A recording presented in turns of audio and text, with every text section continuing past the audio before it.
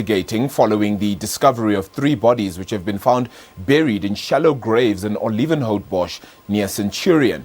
Our very own Sipho Stuurman is tracking that story for us. Let's cross to him. Sipho, just perhaps sharing some of the latest with regards to the story out in Olievenhoutbosch as well. Then those shallow graves even being found, an investigation into that. What has it brought thus far?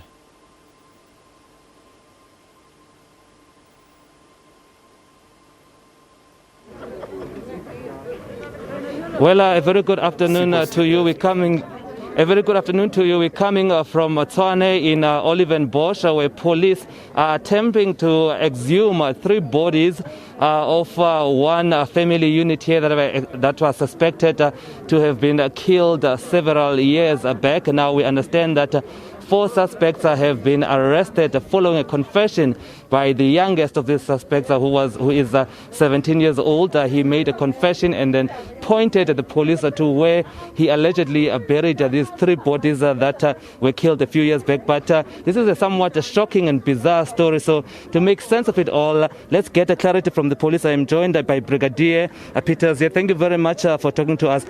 Talk to us about this incident. What's happening here? And perhaps let's start yesterday when you received a call from the community telling you about this. What happened subsequently?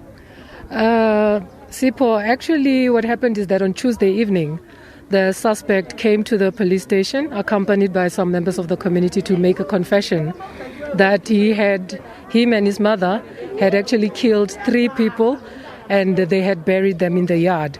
So yesterday we needed to do our preliminary investigations in terms of getting it on record, getting the confessions and statements on record, and we then opened a case of murder for which we have now arrested this 17-year-old, his mother and 2 other suspects. And the 4 of them will be appearing in Pretoria Magistrates Court tomorrow on charges of murder. So today we came back. We are with our crime scene experts from the Forensic Science Laboratory. They started digging the alleged grave from this morning. So at this point, we are sitting with a case where bones have been found.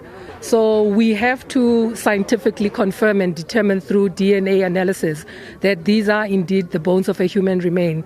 And we will also continue digging because what we are working on is the confession that it is 3 bodies. So until we have satisfied ourselves that we have done enough digging to try and establish that indeed there are human remains of 3 bodies, we will then stop. I understand you said that there have been some bones that have been found and you have to obviously do some DNA analysis to determine if they're indeed of the alleged victims. But talk to us about this bone material you found. Do they resemble a structure of a human being and how many bodies would you say that is? Sipho, I'm no forensic scientist, but the relevant people are there on the scene. So we take our cue from them.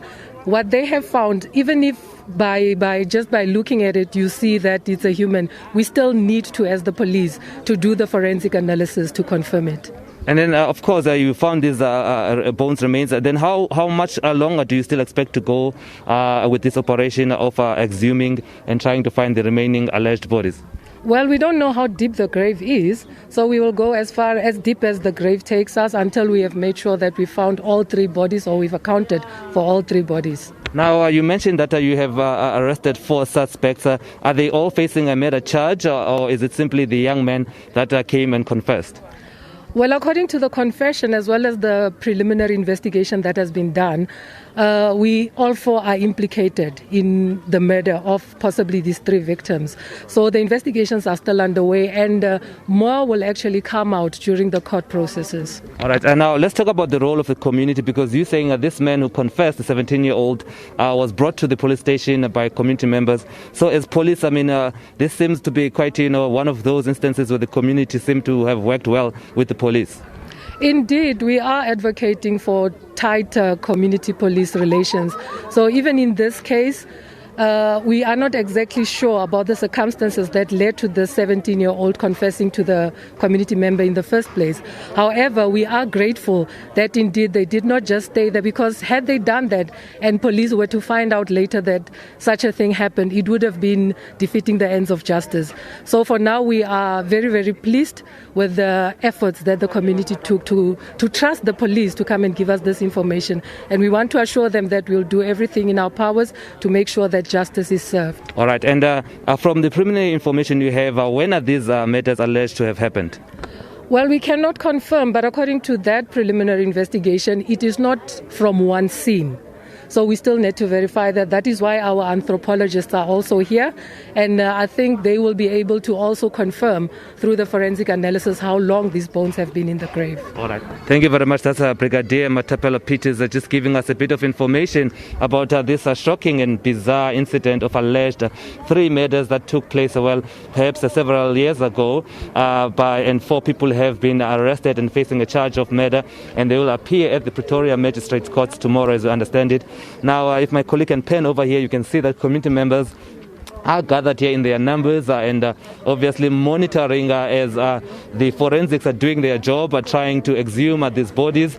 As the police, that is Brigadier Matapelo mentioned there, of course, they were able to track this crime scene through collaboration and working together with the community, and the community bringing the suspect forward to the police station, the suspect that, of course, confessed to the crime. He's understood to be 17 years of age, and that at the time where these alleged crimes happened, he was only 13 years old. So as we understand it, this young man was very traumatized by all of these events. Hence, he chose to speak out to some of the community members, who then led him to the police station and led to the arrest. So what we understand right now, they have found some bone material, which still needs to be tested if it's that of human remains. And then the forensics behind me, we've just been cutting off from the scene because, of course, they're still working there. So we can't get you any closer, but I'm sure you do see that there are some police vehicles here that are and forensics that are continuing with examination. But there is some bone material that has been found so far by the police as they continue to search for the other remains of the 2 people that are alleged to have died. But overall, 2 adults are suspected to have been killed and buried, and 1 minor. And with that, it's back to you in studio. Sipho Stuurman, thank you so much for that today. My colleague is out, of course, near Centrurion in Olievenhoutbosch. Of course, the findings of those bones then, which could have been alleged to have brought out 3 human remains then as well. Investigations continuing there, as the brigadier from the South African Police Service did note as well. So we'll continue to give you more on that one as and when it comes through. Let's